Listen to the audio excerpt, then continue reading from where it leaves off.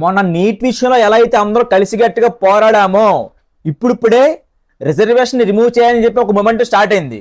So దీనికి కూడా అందరూ యునానిమస్ గా కలిసి పోరాడుదాం.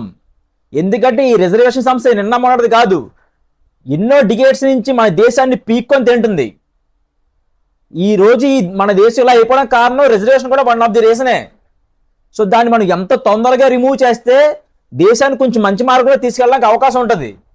సో దయచేసి అందరూ యునానిమస్ గా ఈ రిజర్వేషన్ రిమూవ్ చేయడం కోసం పోరాడాలని కోరుకుంటున్నాను.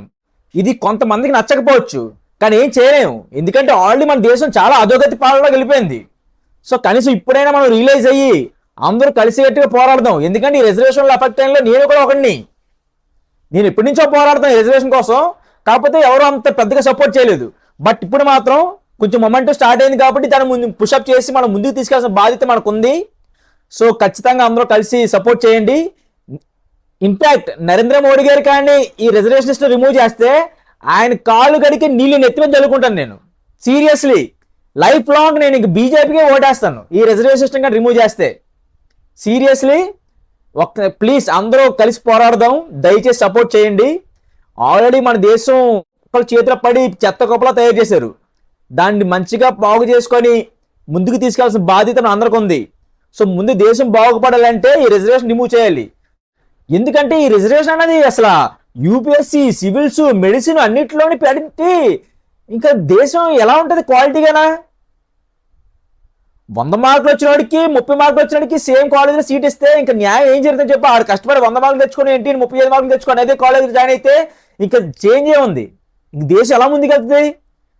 సో మన దేశం ముందుకు ప్రొపోగేట్ అవ్వాలంటే ఇలాంటి రిజర్వేషన్ సిస్టమ్ అని మనం రిమూవ్ చేసి మహా అయితే కావాలనుకుంటే ఫినాన్స్ బేషన్ మీద రిజర్వేషన్ ఇవ్వండి. ఇప్పుడు ఫైనాన్షియల్ కండిషన్ చూసుకొని వాళ్ళు అర్హులైతే వాళ్ళకి రిజర్వేషన్ ఇద్దాం, లేకపోతే లేదు.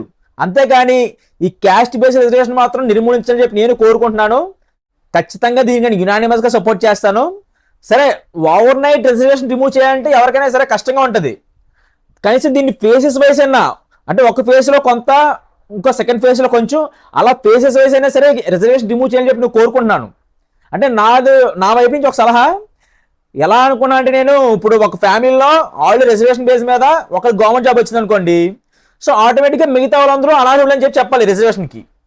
కనీసం ఆ వేలైనా సరే మనం క్రమంగా ఈ రిజర్వేషన్ రిమూవ్ చేసుకుంటూ వస్తే కొంచెం దేశం ముందుకెళ్తాను నా ఒపీనియన్. అంటే ఓవర్ నైట్ రిమూవ్ చేయడం కష్టం అయితే రిజర్వేషన్ని, కనీసం ఆ వేలైనా సరే ఫ్యామిలీలో ఎవరైనా సరే ఆల్రెడీ ఒక గవర్నమెంట్ జాబ్ పొందితే రిజర్వేషన్లో ఆటోమేటిక్గా మిగతా ఫ్యామిలీ ట్రీలో ఎవరైతే ఉంటారో వాళ్ళకి రిజర్వేషన్ వర్తించదు అనే విషయాన్ని కనీసం అలా అయినా సరే మనం ముందుకు తీసుకెళ్తే ఎంతో కొంత బాగుపడితే నా ఒపీనియన్. సో మీరు కూడా సపోర్ట్ చేయ కోరుకుంటున్నాను.